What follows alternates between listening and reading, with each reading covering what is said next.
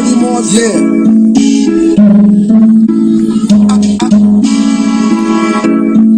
I know what dirty Moors did to True Ali. I'm saying,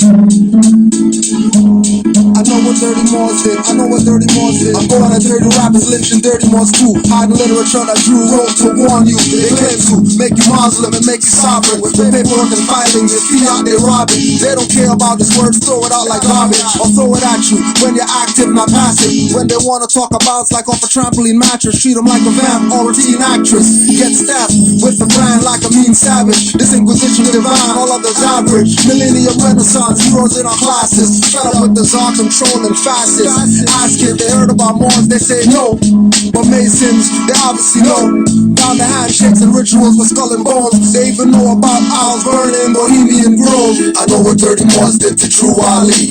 I know what dirty Moors did. I know what dirty Moors did. I know what dirty Moors did to True Ali. I know what dirty Moors did. I know what dirty Moors did. I know what dirty Moors did to True Ali. I know what dirty Moors did. I know what dirty Moors did. I know what dirty Moors did to True Ali. Welcome back to another episode of pardon the interjection.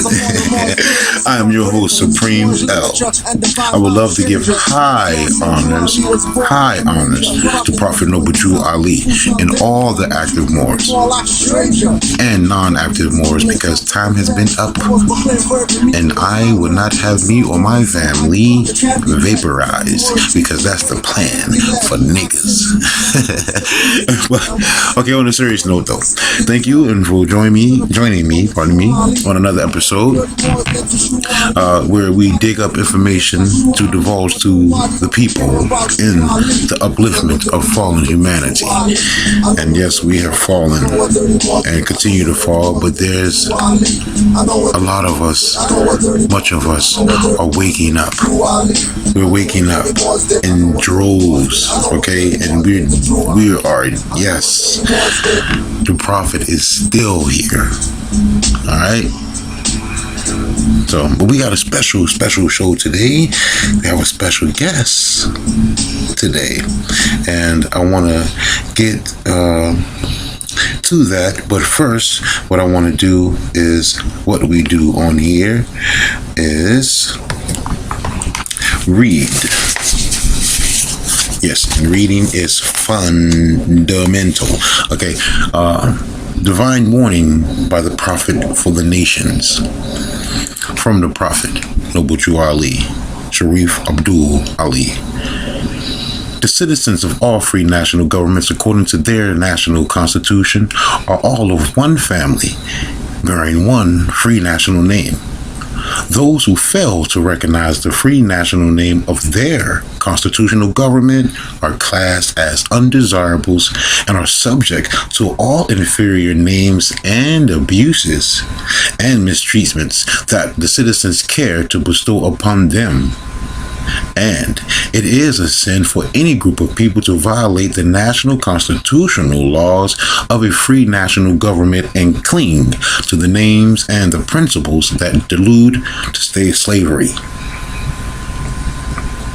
I, the Prophet, was prepared by the great God Allah to warn my people to repent from their sinful ways and go back to that state of mind, to their forefathers' divine and national principles, that they will be law-abiders and receive their divine right as citizens, according to the free national constitution that was prepared for all free national beings.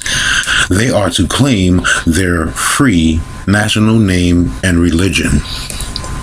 Pardon me. There's but one issue: for them to be recognized by this government and of the earth, and it comes only through the connection of the Moorish divine national movement, which is incorporated in this government and recognized by all other nations of the world. And through it, they and their children can receive their divine rights, unmolested by other citizens, that they can cast a free national ballot at the polls under the free national constitution of the state's government, and not under a granted privilege, as has been the existing condition for many years.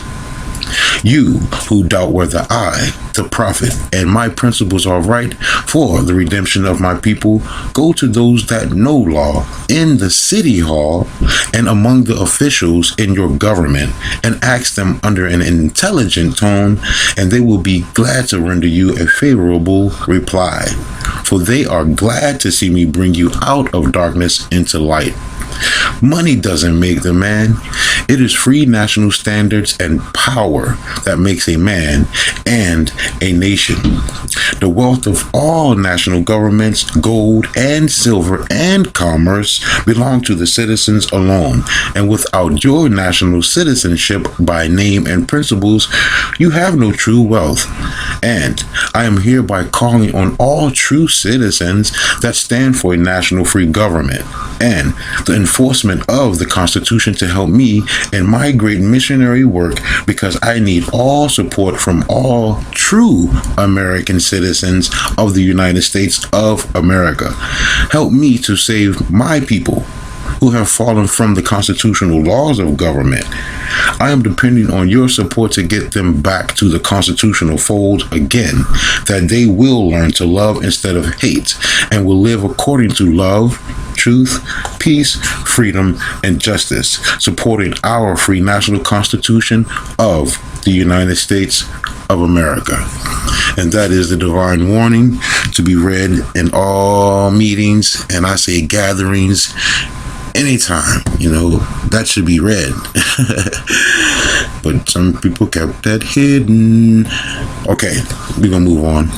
So today's show is a special one, like I said, and I thank you again for joining me.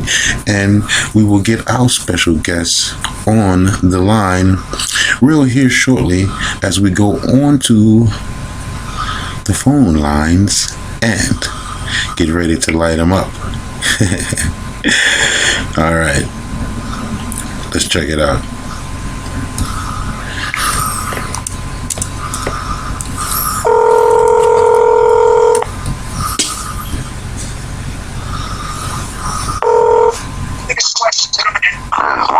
Islam and greetings, more. Hey, family, on the phone we have the good brother, my brother, and got much love for you, baby. Nun Nagi L. What's going on with you, my brother? Islam. Everything is well. Everything's well on my end. I can't complain. I won't do no good. Yeah. There you go. Why complain when you can do something about it?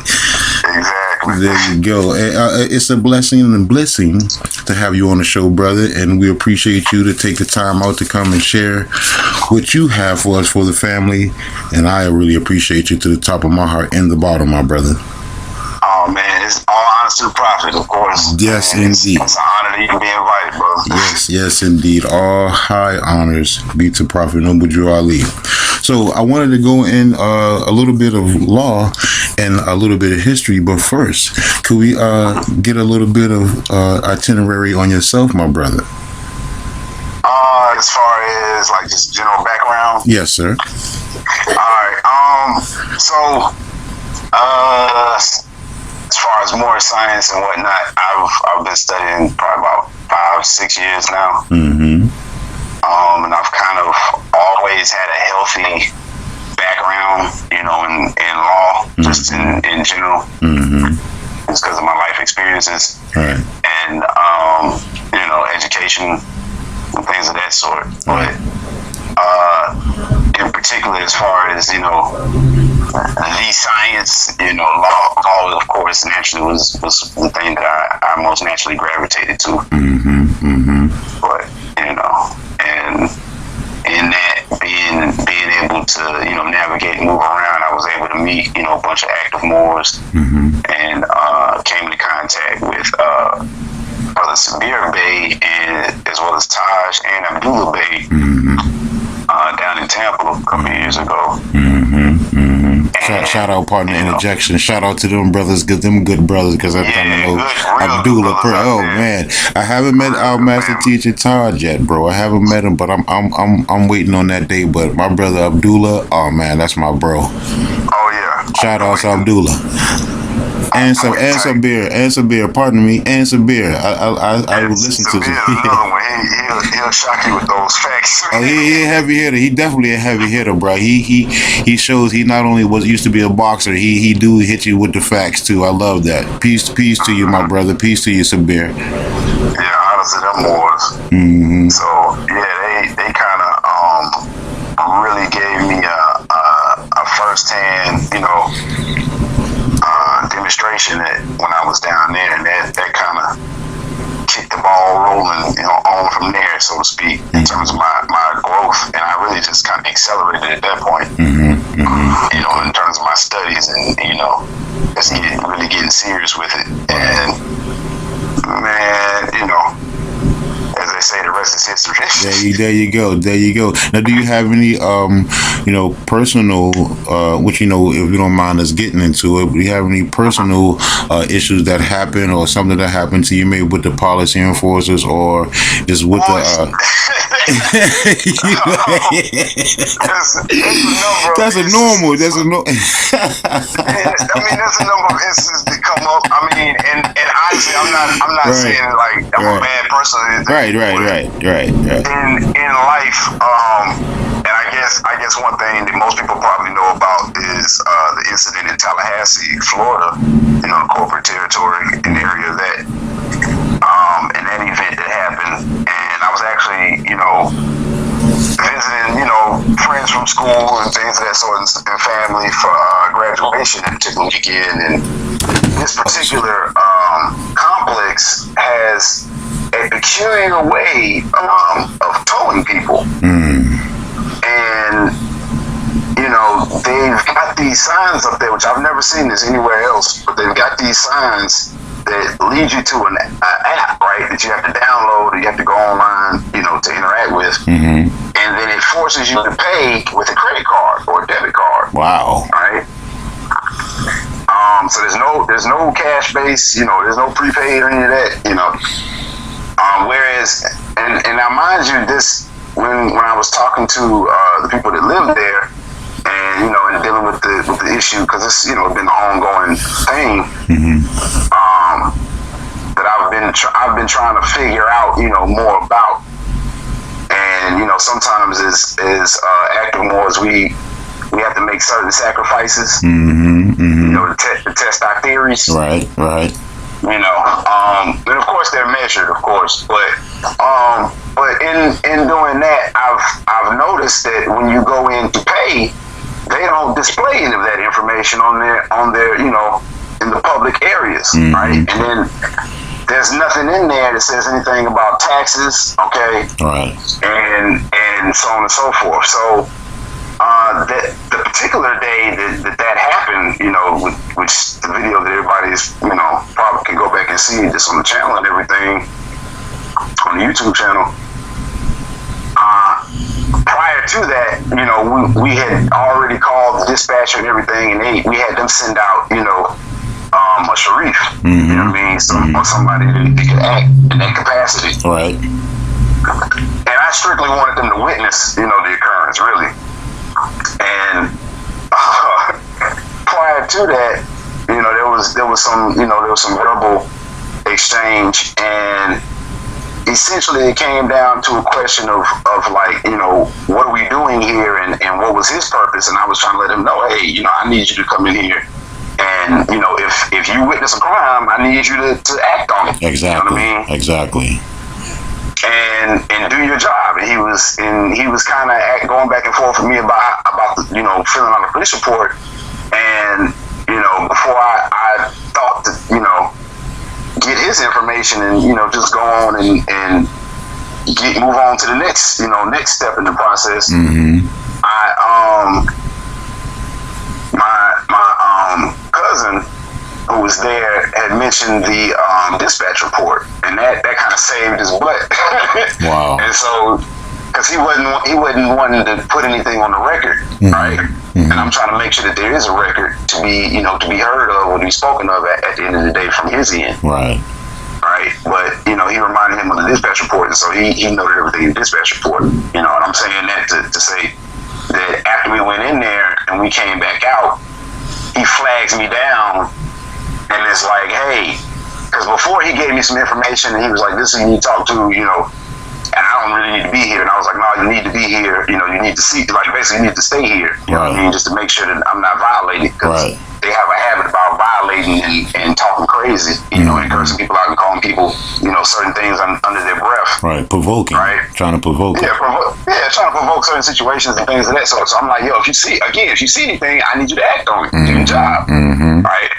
But in the midst of the instance, you see, I'm kind of going back and forth with him because I'm trying to get him to do his job, and he's basically connotatively, using his pre-trained de facto codes and policies to justify his inactivity in the matter. You know what I mean? Right. But again, after the fact, he's like, oh yeah, this, I see what you're talking about, this is, kind of weird, that is kind of fishy, this is something that the tax department needs to see. And then he goes in and pulls out this book with all the information, in it, with all the, the detailed information now, with all the various departments of the county and the city and everything. And he tells me, how they have a special tow truck division, that handles specifically tow truck issues, which I never really, and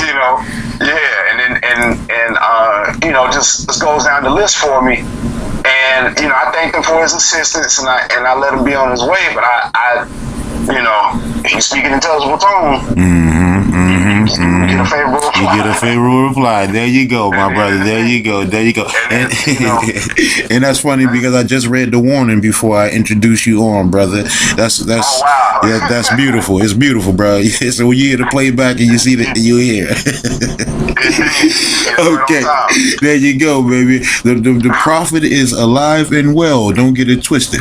So he said he was going to transition so he could do more work on the soul. There you go, bro. There you go. There you go, man. There you go. Everything is connected, bro. Everything is connected. So, but now that we got a little bit of history on you, I would like to still go into the law because that ties into it all now. In a little bit, I want to run over some words with you, if you don't mind, my brother, if that's okay. Okay, we can run through some words. Okay, good. But first, I want to know, help me, get it to the family about law. Now, can you give us and the family a breakdown on what law is and what law is not? Okay. Now, of course, like anything, there's levels to the topic at hand, especially when you're talking about law. Right. And for most people's purposes, the law is that mechanism that we as free nationals and quote unquote citizens are able to interact with and use through the judicial system under our Constitution in North America, Morocco. Right. I believe, if I'm not mistaken, Article 3 is what handles that parameter of law. Okay. In terms of the judicial body, right? Right. So, law is that body of words, so to speak, that explains how that process is supposed to work from beginning to end, as well as giving the parameters on top to bottom. Okay. You know what I mean? On how it's supposed to go. And in a perfect society, it runs like a well-oiled, smooth machine. But oftentimes there is what's known as a human element that, can sometimes cause things to go awry. But I could, philosophically break it down from length, angle, width. Okay, and that you being and more, and you naturally being who you are, in the length, angle, and the width that makes up the constitution of your body, right? And being that we come from our Creator, you're a descendant of your creator, you know, and God dwells within us, then, you know, you would embody that, and you therefore are an expression or manifestation of the law. Right. Well, From the angle of land, air, water, and, you know, just break it down as to what we've got on the outside. Right. Pardon the interjection, bro. May I indulge for a quick second? Please do. Constitution, Article 3, Section 1. The judicial power of the United States shall be vested in one Supreme Court, and in such inferior courts as the Congress may, from time to time, ordain and establish. The judges both of the Supreme and inferior courts shall hold their offices during good behavior, and shall at stated times receive for their services a compensation which shall not be diminished during their continuance in office. Section 2. The judicial, and I'm going to read that in part. The judicial power shall extend to all cases in law and equity arising under this Constitution, the laws of the United States, and treaties made or which shall be made under their authority, to all cases affecting ambassadors, other public ministers, and consuls. And that's funny the way they spell that. To all cases of admiralty and maritime jurisdiction, to controversies to which the United States shall be a party, to controversies between two or more states, between a state and citizens of another state, between citizens of different states, between citizens of the same state claiming lands under grants of different states, and between a state or the citizens thereof and foreign state citizens or subjects. Islam. Now that really coincides with what you just broke down, brother. In so many words, you know, and it's very important. And I don't know how much time we've got, but okay, we got some time. We got some time. I'm looking at the dial. We have some time. We have. Okay, I see the red, but we have at least 20 minutes. All right. Well, you said you had some words. I'll let you roll with the format. Okay, I just wanted to make sure that you touched on treaties and consul. Okay, well those two are not on here, but let's do them. You don't have to give a full definition if you don't, just whatever you want, But consul, CONSUL, consul. Okay, CONSUL. And that's in the Constitution. All right. Now, I've got Black's Law 4th edition in front of me. Right here. Say word.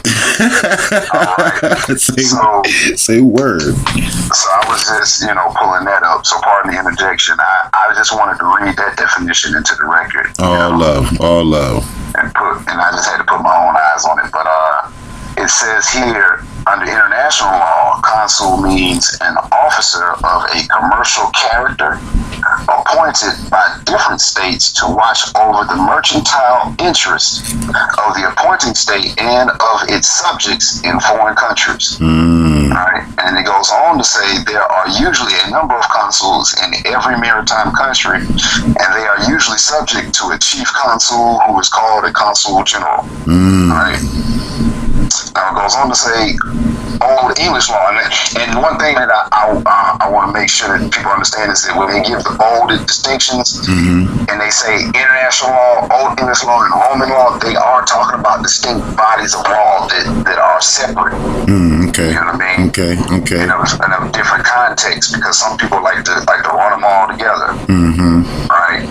But you don't want to conflate the issues. And then it goes on to say under Old English law, an ancient title of an earl, right?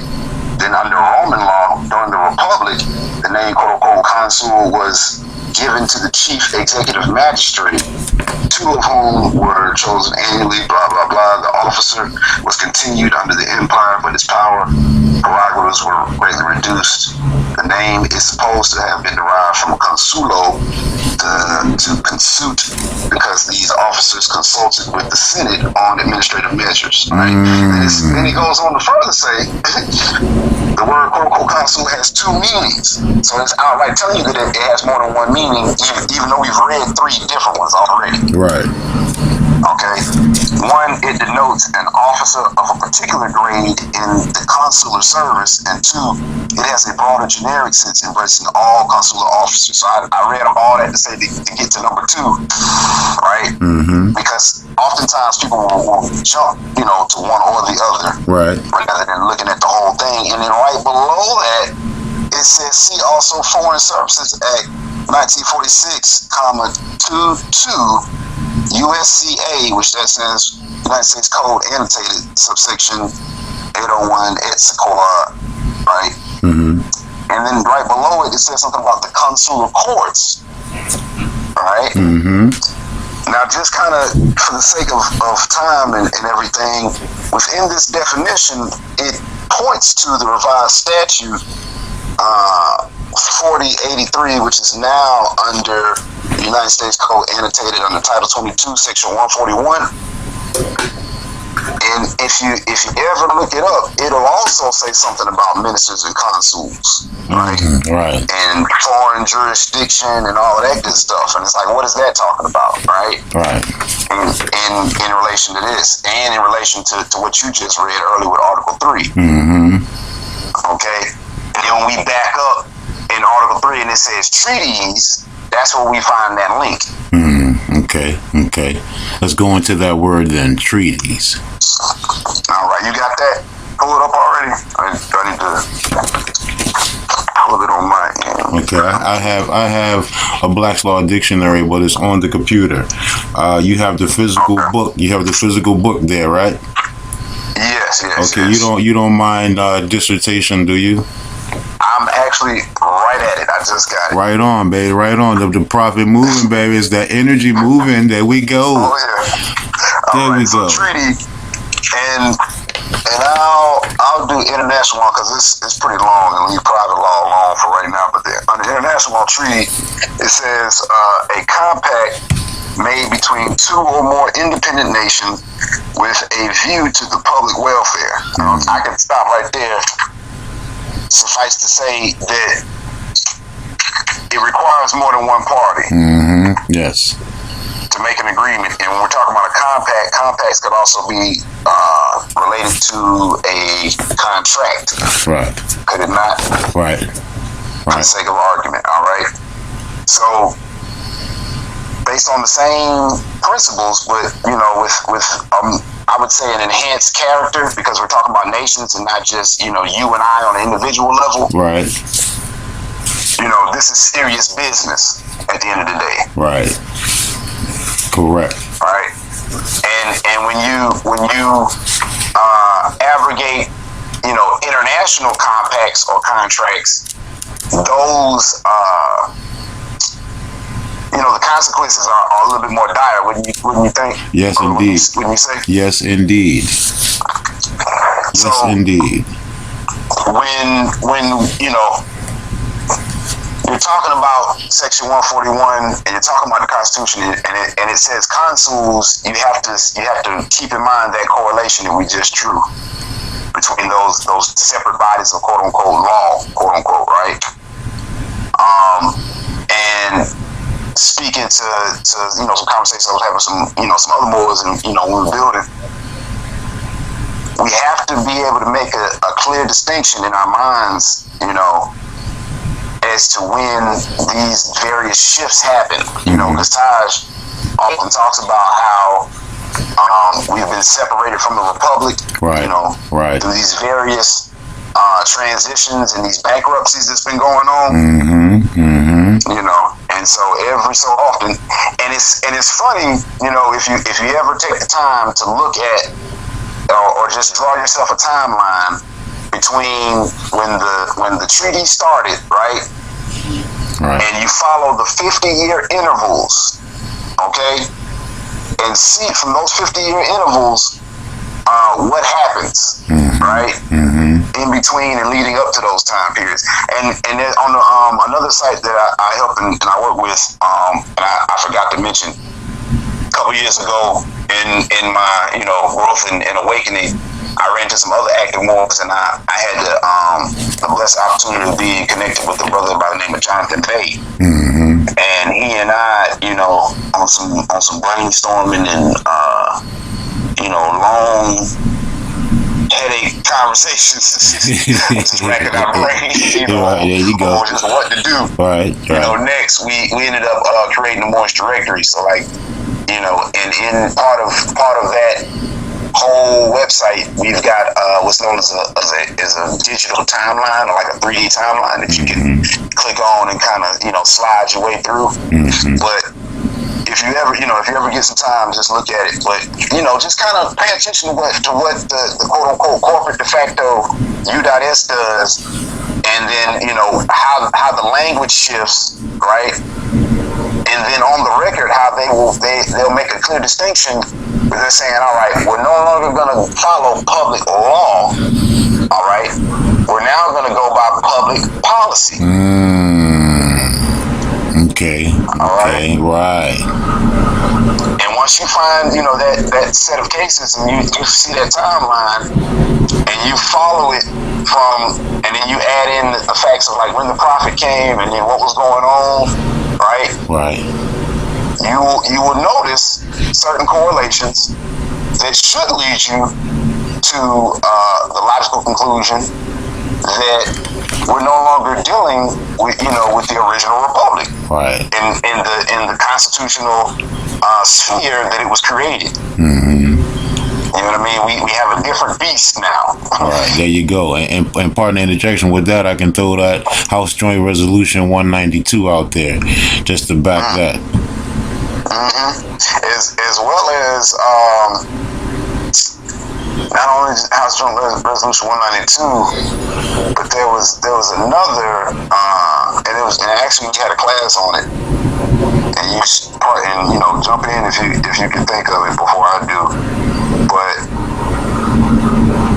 anyway, it was earlier it was late 1800s. They were coming out saying that you know, basically there was Secret Treaty of Verona. That's what I was thinking. Oh, okay, Secret Treaty. Okay, the Treaty of Verona. Okay. Yeah, the Secret Treaty of Verona. I have that right? too. Yes, that's right. Now, keep in mind, you know, people often skip over this little known public fact, but that was put into the records of the Congress at the floor. Mm-hmm. That was read into the records. Mm-hmm.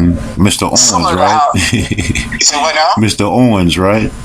Yes, Mr. Owens got that into the record, right? There you go. Now,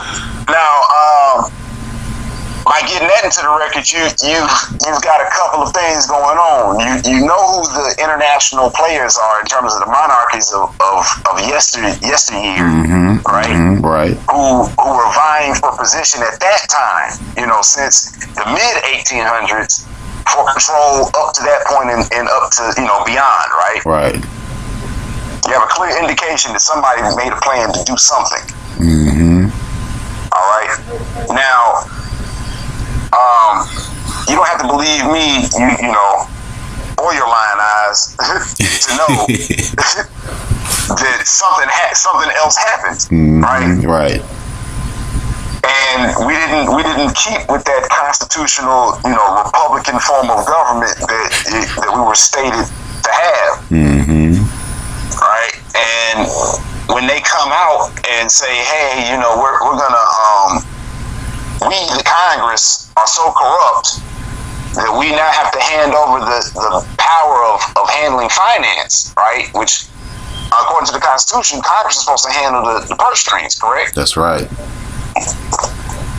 So how do they make that capability obsolete? By delegating it to a third party who is a foreign European for-profit corporate entity known as the Federal Reserve. Mm-hmm. And, you know, in lieu of, and then later on the IRS. All right. That's right. And if you follow the timeline, the way that you know, income taxes are going now was not the way it was even in the early 1900s, much less the 1800s. That's right. Right. Right. To where now we have this almost dragnet system, right? That intends to do, to collect evenly amongst all, but it's really, Inquisition Revenue Services system, because at the end of the day, all of that's been sold out to third parties and other monarchies and whatnot. That act in this criminal cabal manner that everybody again can see from the front end, but on the back end, has to kind of pick at straws to put together. Right. But again, you don't have to believe me or your lying eyes to know that something else happened. That's right. Other than what was stated. Now, pardon the interjection. Now that's going to tie into with this next word. I would like for you to have a dissertation on, if you don't mind. I mean, we got some time, brother. What about you? I know, okay. Hey, I'm rolling. I'm rolling with the punches, please don't stop. There you go. Keep it up. Now, pardon me. I have a word here that I think is very interesting, and I know you have the Black Law Dictionary there, 4th edition, but I have the a Merriam-Webster dictionary here beside me, and it's very interesting because the year of it is 1974, and the word I have for you is estate. Estate. Estate. Estate. Okay. And here in the Webster's Merriam-Webster dictionary, of 74, estate. It is a noun, and the first linear definition is a state, S-T-A-T-E, state, condition, also social standing,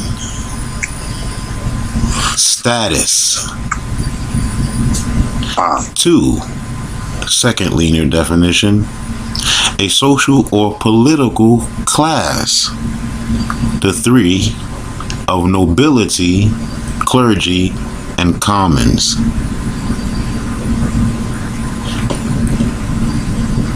And that's number 3, a land property. And I know as Moors, we don't go with the connotative, we do the denotative, and the denotative is first. And the first one that we came across was state, a condition. But most of us would think if someone say, "Oh man, estate," we automatically think property, possession, or land. And that's so far down the line here, and it skipped past the first one, or the first thought of state, a condition, a social standing. And then, did you say status? It says status. Now, taken from part of the interjection, taken from that point, right? From that very thought, you have to keep in mind that all you have to do to remember that fact is to take the E off. Correct. And you have the word. That's right. Right there. There's, and if you miss that and you jump straight to the connotative, you will often, like you said, you will think property, right? And the problem with that, and the follow through is that they have reduced us as a people at one point in time to the status of property. There you go. Go. So when you conflate the definition, that way, and you don't make a a proper distinction,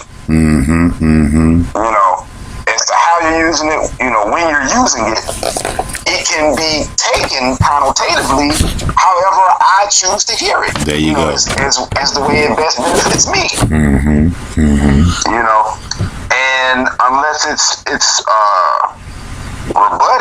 it stands as is, or otherwise it's acquiesced. But that, again, going back to the point of state, and then it being say it again. A status. What do you mean? The state. The first part. Start from the top. State, noun, a state, condition. Condition, right? Condition. When you talk about it being a condition of who you are, you know what I mean? You being a Moor means that you are in the condition, right? Legally and lawfully, as an heir, to the prophet and everything he laid down. Because he said it was for the Moors, but not just the Moors, but for the active and not the passive. Exactly. You know what I mean?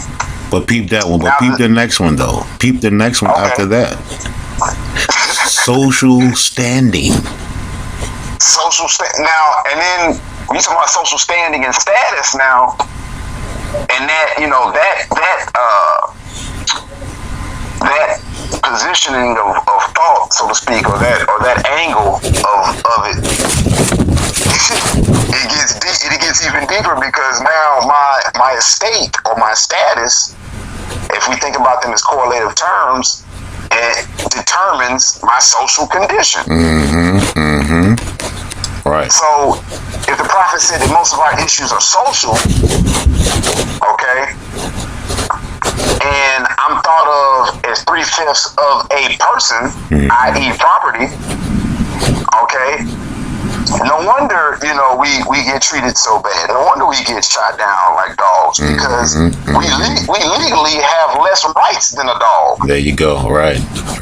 Based on our status, our standing, and our presumed and assumed and acquiesced social condition. You know what I mean? Because as a Negro, you're not expected to have an understanding of your national headwear and headdress. You know what I mean? You're not supposed to have an understanding or to be able to express wearing your natural garbs, in attire.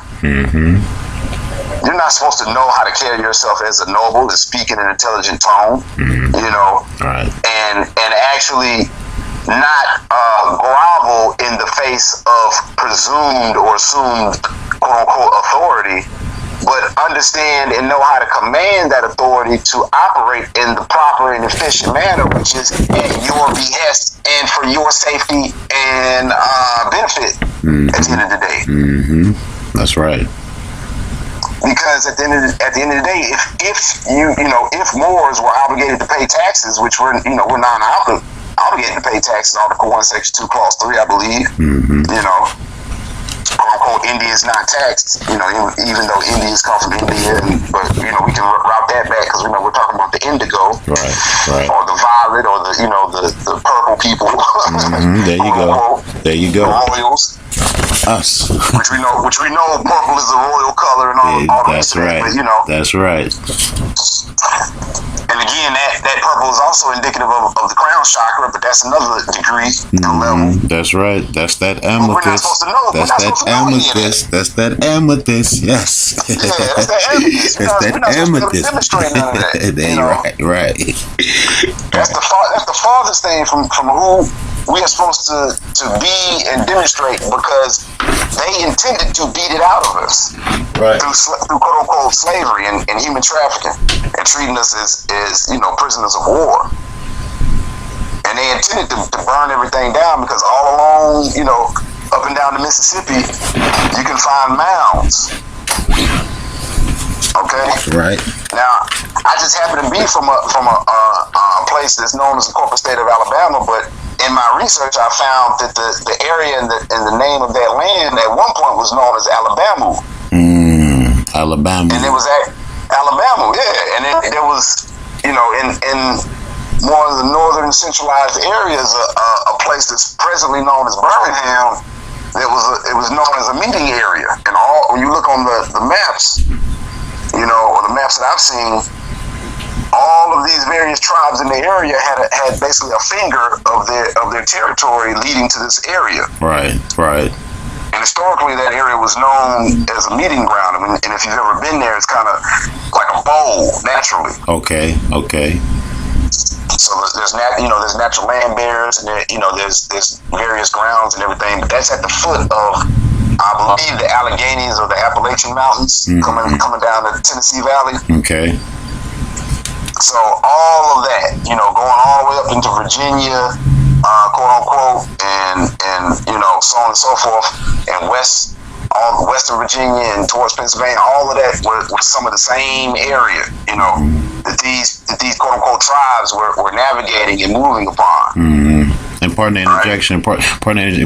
May I also say for the DMV area here where I'm in, DC, Maryland, Virginia, DC is considered, or was and is still, Anacostan territory. The indigenous name or the indigenous people were the Anacostans. Maryland, and that's partially Maryland, and I can know for the southern Maryland and this side where I am, it's the Nakutonk territory and Piscatawans. Closer up north in Maryland, it would be the Nanticoke or Nanticoke. And it's very important that you said, because the Nanticotes were some of the quote unquote main negotiators of the 5 civilized tribes, so to speak, right? They were some of the main ones that had their hands in the mix, and people like to give them flack, but it's like, no, look at their geographic area. And when you consider the fact that they, from what I understand, had conquered most of the other tribes in that area, that would be who you would need to talk to. Right. You know what I mean? Right. So naturally, they would catch a lot of flack for it, but and being able to build with some Nanticoke brothers, they know that they're Moors too. Right. And got stiff just like everybody else. We all got bit by the same dog, so to speak. There you go. But we forget, yet again, that these Europeans came over here as colonists. Colonizers.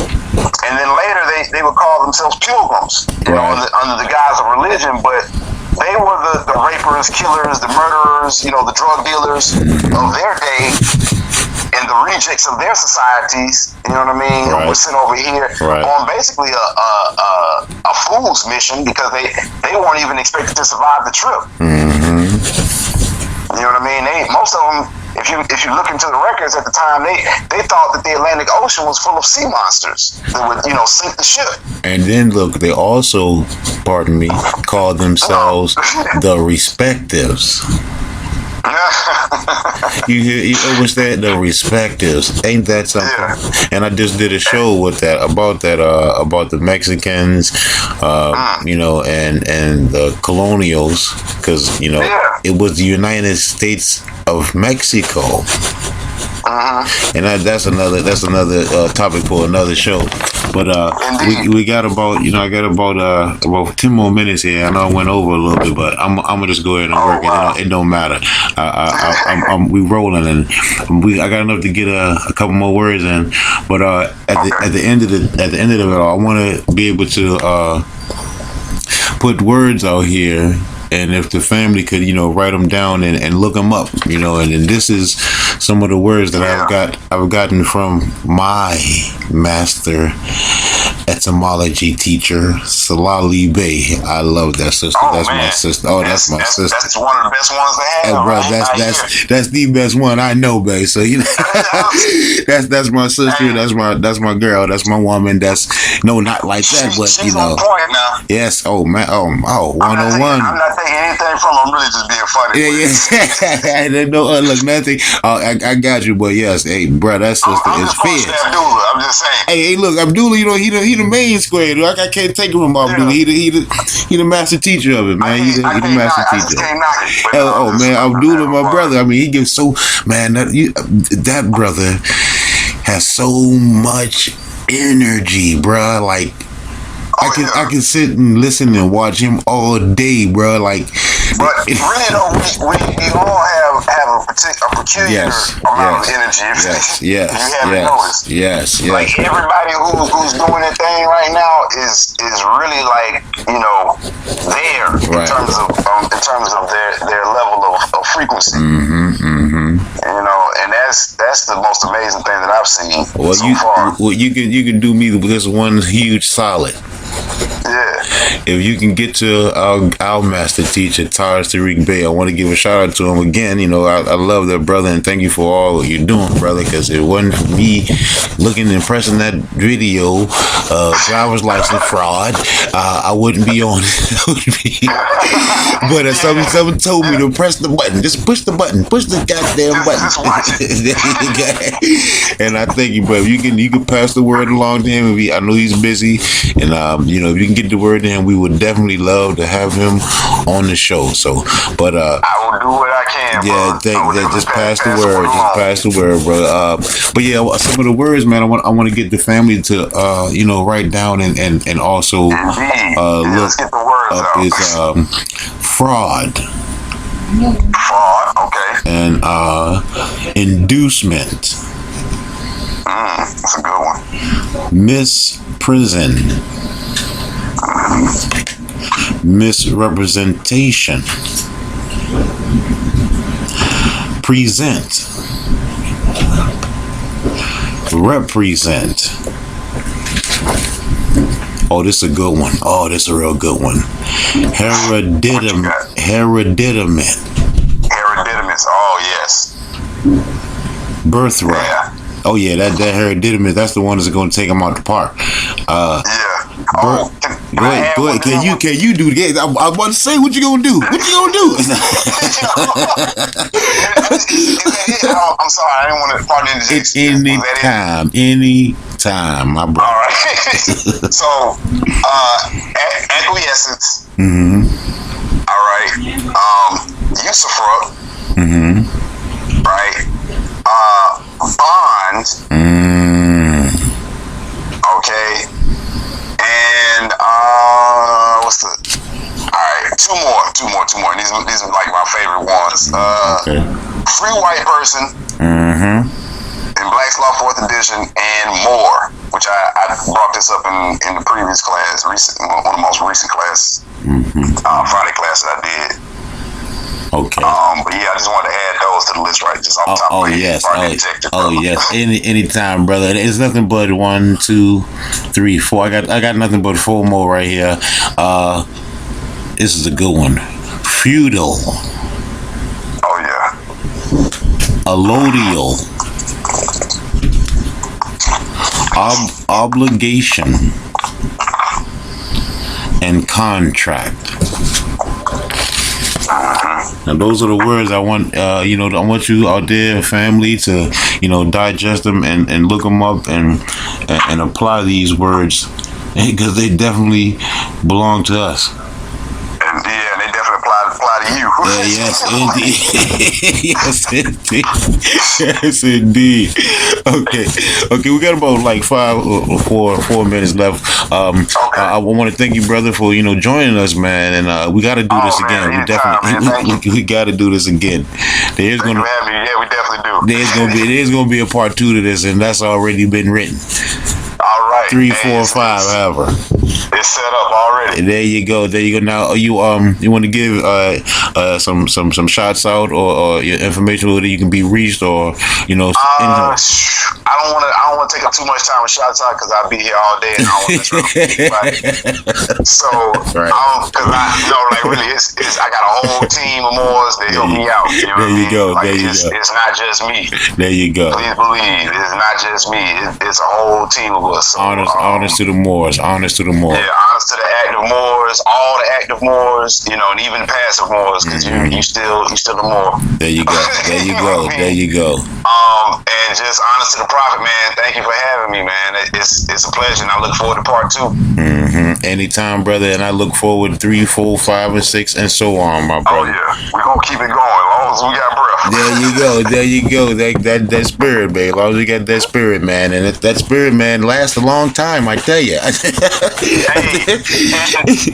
just pardon the interjection. We are in the age of Aquarius, right? Yes. So just on the way out, just to give people some hope. You know what I mean, and to give the haters, a little choke. Mm-hmm. We are in the age of Aquarius, and I explained it in class like this. When Jesus said, go and follow the man carrying a pitcher of water, he was talking about Aquarius. Mm-hmm. Because the sign of Aquarius is a man carrying and holding a pitcher of water. Right. That's right. Most Correct. people think it's a water sign, but it's really an air sign. Mm-hmm. Right? Mm-hmm. And air, when you get into, any level of esoterics, means like knowledge or wisdom. Right. Just in its most simplest, basic form. Mm-hmm. So if that zodiac sign is ruling for an age, right, and an age for the sake of argument, say 2,160 years or somewhere in between there. But it's about 2,000 plus years, right? Right. That's a long time to have, that type of energy going on. Indeed.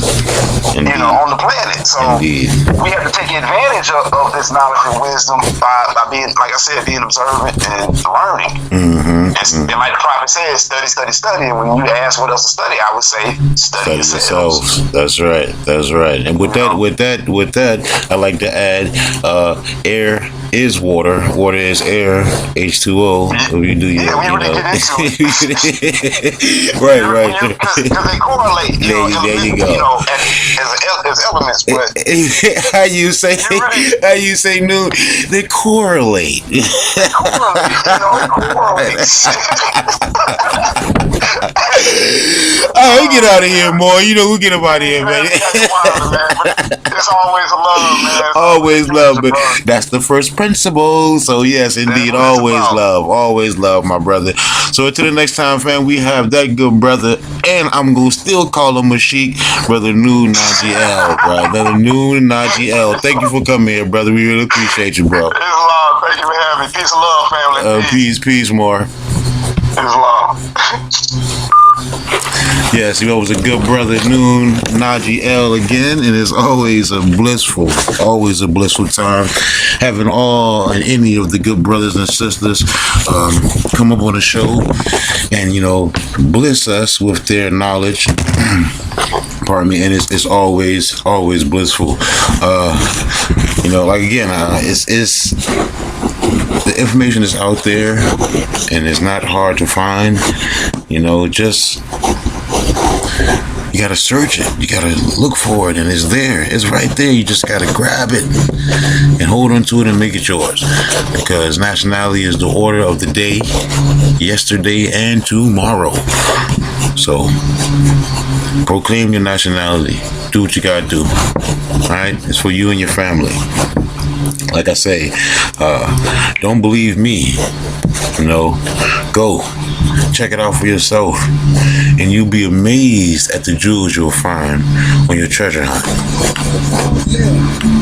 This has been Partner Interjection, and thanks for my co-host, Nun Nagi L, for coming.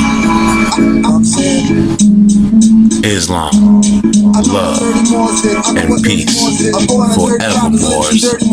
Hiding literature that drew rope to warn you. They claim to make you Muslim and make you sovereign. With paperwork and filings, it's fiat they robbing. They don't care about this words, throw it out like garbage, or throw it at you when you're active, not passive. When they wanna talk about like off a trampoline mattress, treat them like a vamp or a teen actress. Get stabbed with the plan like a mean savage. This Inquisition divine, all others average. Millennium Renaissance, heroes in our classes.